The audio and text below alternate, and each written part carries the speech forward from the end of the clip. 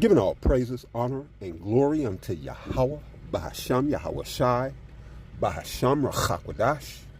Double honors to the elders, apostles, and bishops of Great Millstone, as well as the men that taught them, and peace and blessings unto the 144,000, as well as the rest of the elect. This is Brother Taza Pai, here with the sequel, or the second installment, if you will, of yesterday's lesson dealing with the 250th anniversary of Babylon, America, all right, which we were oppressed here as a whole, all of Israel, you so-called Negroes, Latinos, and Native Americans as a whole, okay, predominantly, because there are Israelites outside of America, outside of Babylon, all over the world, scattered throughout the globe, all right, but the bulk of us are here in this Babylonian captivity, as we read from the letter yesterday, the Babylonish captivity.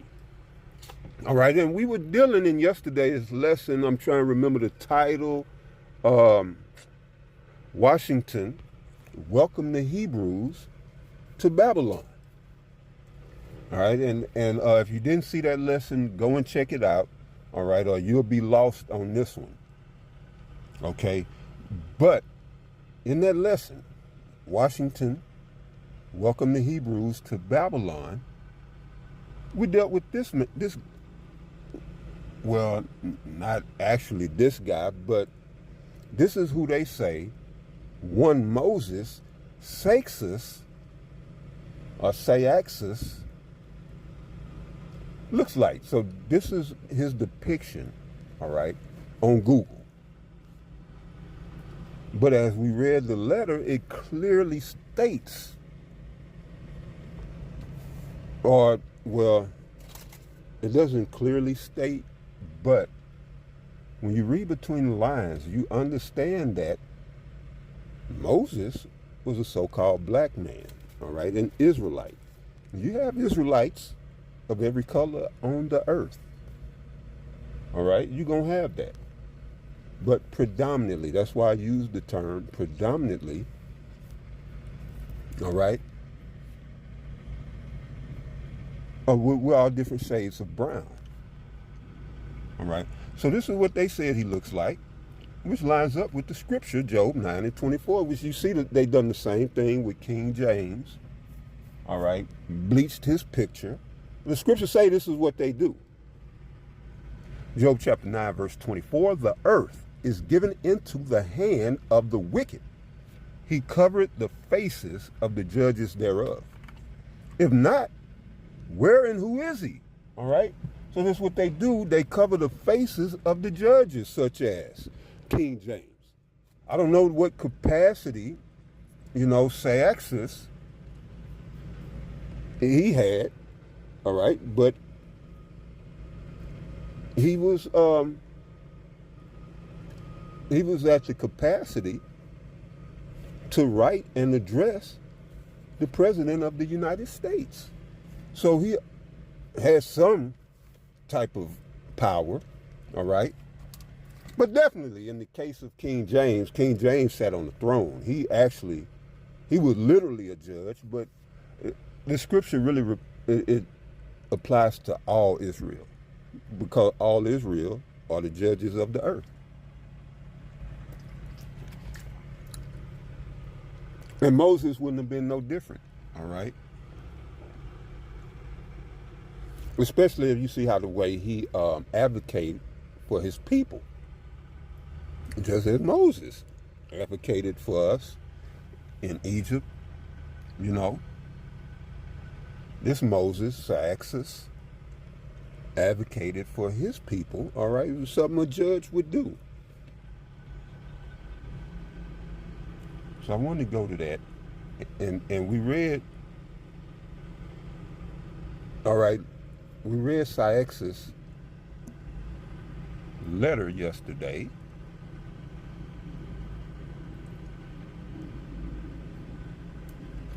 So Moses Seixas wrote a letter to George Washington, all right, and kind of petitioning him for, a piece of Babylon, where they wouldn't get persecuted. And we went into that. We went into that letter yesterday, and so I want to read George Washington's response. All right, today, to Moses' letter. And so, as you see, this is George Washington's letter to the Hebrew congregation in Newport, Rhode Island. All right, so let's see if it really was white people. Maybe I'm tripping, because I'm in this flesh. I be messing up. I go off. So Washington said, gentlemen, let me blow this up a little bit. There we go. Gentlemen, while I received with much satisfaction your address, replete with expressions of esteem, I rejoice in the opportunity of assuming you that I shall always retain grateful remembrance of the cordial welcome I experienced on my visit to Newport from all classes of citizens. The reflection on those days of difficulty and danger which are past is rendered the more sweet from a consciousness that they are succeeded by day of uncommon prosperity and security. It says, if we have wisdom to make the best use of the advantages with which we are now favored, we cannot fail under the just administration of a good government to become a great and happy people. The citizens of the United States of America have a right to applaud themselves for having given mankind examples of an enlarged and liberal policy. Now remember, Isaiah 10 says that the churl shall no more be called liberal. You see, so this is the beginnings of America. We see where it is now. But did y'all know the humble beginnings of America? Because school had me just believe I was just a slave. Ain't never been nothing more than a slave. Come from slaves. Who came from slaves? That come from slaves. And we always gonna be slaves. That's all I got out of public education. But here it is, some of our people. And you saw the letter, and you could pull it up on Google yourself. You could pull that letter up and see how articulate, well-read, and intelligent and educated our people were. And Washington had to respond to that letter. All right? That was top-notch scholarship. Complete with scripture. I'm talking about Moses' letter. Niggas can't write like that today. And then you got Washington, he tried to come back with a little something of his own, but it wasn't hitting like Moses' letter hit. Again, complete with scriptural references. All right? Not scripture, but scriptural references. And George tried to match wits with Moses, but you can clearly see, and I might be a little biased. All right, but who cares? Isaiah 10. Isaiah 10. I want to just go right to the point so we can get to the meat of this. Oh shit, I went too far, huh? No, I didn't.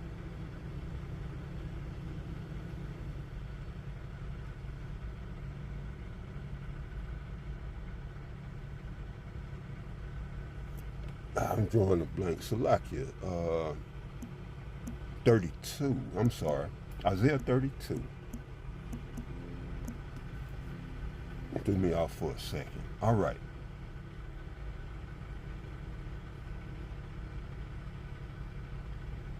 So we'll start at verse 4. That's a good one. Isaiah chapter 32, verse 4. It says, the heart also of the rash shall understand knowledge, and the tongue of the stammerers shall be ready to speak plainly. Remember to say we'll speak with stammering lips? But check this out. It says, the vile person shall be no more called liberal. All right, so George Washington stated that it's a liberal government. You know, loosely paraphrasing. I don't see that today. Why? Because of Isaiah 32 and 5, the vile person, Esau, Edom, shall be no more called liberal. Especially you women. Y'all thought he was real liberal with the women's liberation. Y'all thought he was being liberal. Now you finding yourself being, ostracized. A castaway, unwanted. Because you believe that he was being liberal. But to your very own detriment, all right, you found out that you was duped. And we know it's still our fault, the black man. We know it's still our fault that you fell for the lie. You lived the lie. And now you're being hurt by that lie. You just want to say, we messed up. I'm sorry. Y'all want to still, niggas ain't this, niggas ain't that. All right, but we moving on. All right, we moving on. But Isaiah 32 and 5 says, the vile person shall be no more called liberal, nor the churl said to be bountiful. For the vile person will speak villainy. Trump. I remember the president would get up there, straight-faced, clean suit, and just eloquently lie to the whole country. In his diplomacy, he would lie. And had a sense of believability, a degree, all right? Has some degree of believability. Trump, he gets up there, shoots from the hip, let the chips fall where they may. He don't give a damn. All right? This is a scripture. For the vile person will speak villainy. Or if they don't want to comply, we'll just take it. Or if they don't do this, we'll just bomb them to hell. Well, that's illegal. They don't want to give us the oil, we'll take it. They don't want to do this, we'll bomb the hell out of them. Well, that's a war crime. That's him speaking villainy. And his heart will work iniquity to practice. That's what they are, hypocrites. Hypocrites. That picture of an Edomite Moses, Seixas, is a hypocrisy. Their whole existence, their being, all that they ever were, all that they ever can be until they come under us is a hypocrite.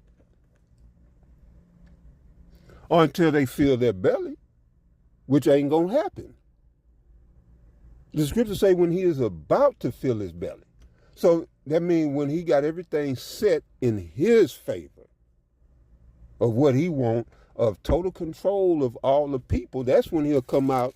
He can stop being a hypocrite. But that's not going to happen. So we're going to get control of this devil, and we're going to show the whole world who he truly is, and we're going to make him be himself. He's going to stop pretending and acting and be the vile piece of shit that he is in the earth. And we're going to show him as that. All right? But it says, for the vile person will speak villainy, and his heart will work iniquity to practice hypocrisy and to utter error against the Lord. Ain't that all he does? Isn't that all he does? Oh, you was born that way. Really? Really? And the Lord said all his creation was good. All right? It's not good that a man should shove his sexual member in anyone's anus, but especially another man's anus. No, the Lord didn't sanction that. And he didn't have no one to be born that way. All right? Now, you might reincarnate like that, but at some point, you made a choice to engage in that filth of an act. And the Lord, he made it clear, 2 Thessalonians 2, because you didn't have any love for the truth, he's going to give you up to your own delusions and your very own vile affections until they destroy you. This is why all this shit is going around out here. Because people are degenerate in their behaviors. The Lord said there's going to be a recompense of your errors. All right?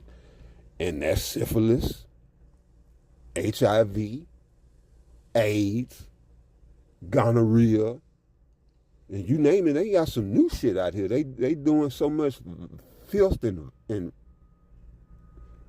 debauchery. They got some new shit going around out here. You know? But anyway, is people don't really understand the spiritual side of that. All right? Is that the Most High got this shit out here for the sexually depraved. He's not going to do his men like that. You know? He said that all this stuff was the recompense of an error that people participated in. All right? In which we don't participate in. So therefore, that has no bearing on any of the prophets.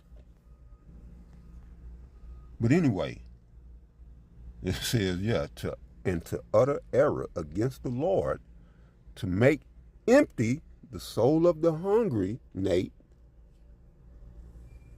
General Yohana, y'all making empty the soul of the hungry by not feeding them and filling them up with Yahushua, Hamashiach. He's the only one who can fill and sustain us.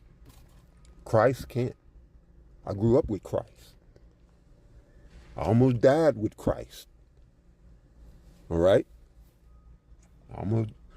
Christ almost killed me. Had me in Babylon. Simple as hell. Fuck Christ. That's why I had an issue with them niggas that came out. I forget the group, and I went and cursed them niggas out. Coming out preaching after we done set up and started preaching. And my only issue is, okay, well, where you been? Well, I'm sitting here getting lied to by niggas in the pulpit. Where the fuck y'all been? So I was looking for Israelites in Houston. And it took for me to drive back and forth for the whole summer, part of the fall, to Dallas to get this understanding. All right, and I did it week in, week out without fail. Because there was no one in Houston. Then when we get set up and running good, here these niggas pop up. Yeah, I felt some kind of way. If this is my salvation, where the fuck y'all was? But I mean, I understand it. The Lord didn't want me under these fake ass niggas. But it would have been good to hear that I was an Israelite. It would have began my journey. But everything happened the way it happened. But that's why we're mad. I was so mad I couldn't even remember basic scriptures. I was mad. But you got guys out there that's doing that, making empty the soul of the hungry. It says, and he will cause the drink of the thirsty to fail. And this is all under Esau's watch. He's the one making it all possible. He the one made a Nate and an IUIC possible. All right? And I don't know what's going on with ISUPK. But I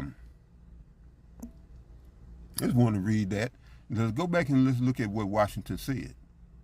Where was that at?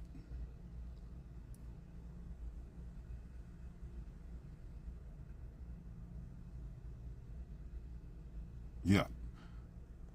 All right. So, at the top, it says the citizens of the United States of America have a right to applaud themselves for having given to mankind examples of an enlarged and liberal policy, a policy worthy of imitation. All possess alike liberty of conscience and immunities of citizenship. It is now no more that toleration is spoken of as if it were the indulgence. So let me fit this better.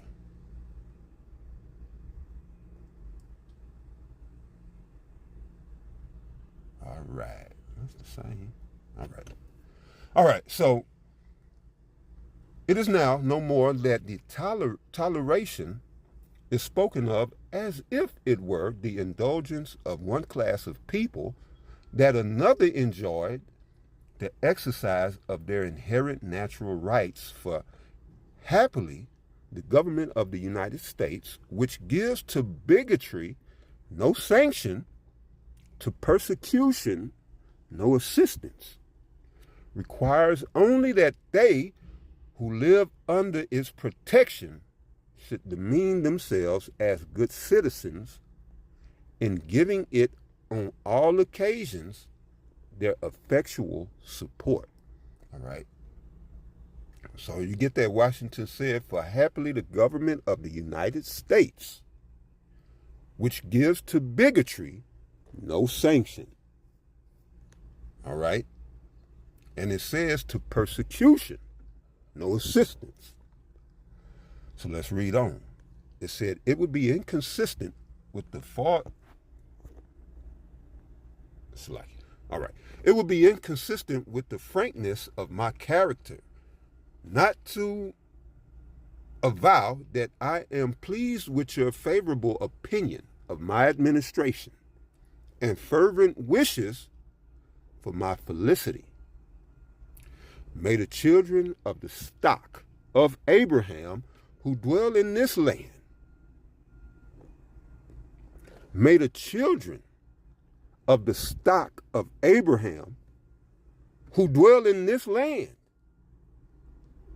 continue to merit and enjoy the goodwill of the other inhabitants, while everyone shall sit in safety under his own vine and fig tree, and there shall be none to make him afraid.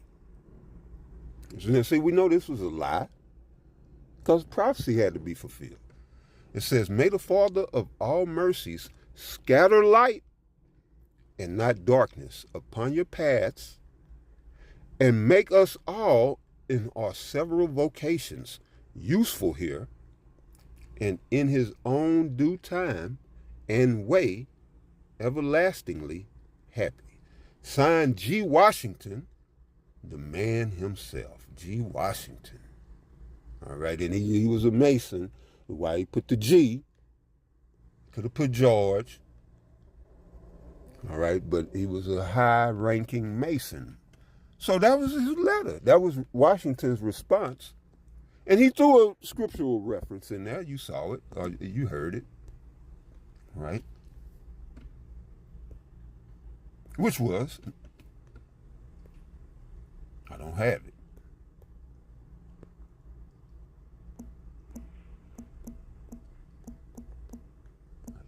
have it.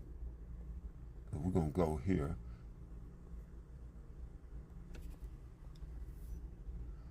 Second Kings 18, chapter 18, verse 31. It's also in Isaiah the 36th chapter. It says, "Hearken not to Hezekiah, for thus said the king of Assyria, make an arrangement with me by a present, and come out to me. And then eat ye every man of his own vine, and every one of his own, every one of his fig tree, and drink ye every one the waters of his own cistern." So Washington referenced this in saying, you had your own lot and your own portion here in Babylonia. All right, that you would be safe and there'd be none to make you afraid. That's what we just read. All right. Now, that's all I got time for right now. We got another document, okay, that needs to be highlighted for this, which speaks to the history that I brought out yesterday. And that is on the Turo Synagogue, which is where the Hebrew congregation of Newport, this is the synagogue that they set up. All right. This is the oldest synagogue in America, documented. All right. So we'll go into this and cover this history tomorrow. All right. Because what it shows you is actually that these Hebrews begin to come to America early 1600s. All right. Which we understand the bulk of the Negro slaves by cargo slave ships came here. The bulk of them 1619, 1620. All right. And a little bit after that, all right, because that's when the persecution was heavy. And you had these guys, I think it was 1635, 1658, all right, in mid-1600s, all right. It says right here at the top of your screen, the congregation was founded in 1658 by the descendants of Jewish families. All right, we'll read more into this to see if it was the small hats or if that was us. Because if you got Washington saying that, and they put it right here, top of your screen, 1790, President George Washington pledged that our new nation would give no bigotry to sanction, to persecution, no assistance. We just read that in his letter, in G. Washington's letter. So they was basically reiterating that here. But why would he need to bring up bigotry and persecution if it was actually small hats? Spain was not persecuting small hats. They was persecuting Israelites. That's why Washington mentioned the bigotry and the persecution. All right. Amalek was not being persecuted by the Spaniards. The Israelites were. And they were seeking refuge in this newly formed government, and they thought they was going to be good. And like I said yesterday, that was the trick bag to get them niggas over here so the Lord could get Esau on their ass too. And we'll get into more of this tomorrow. All right. So stay tuned. And I pray that you all will edify. Until tomorrow, shalom.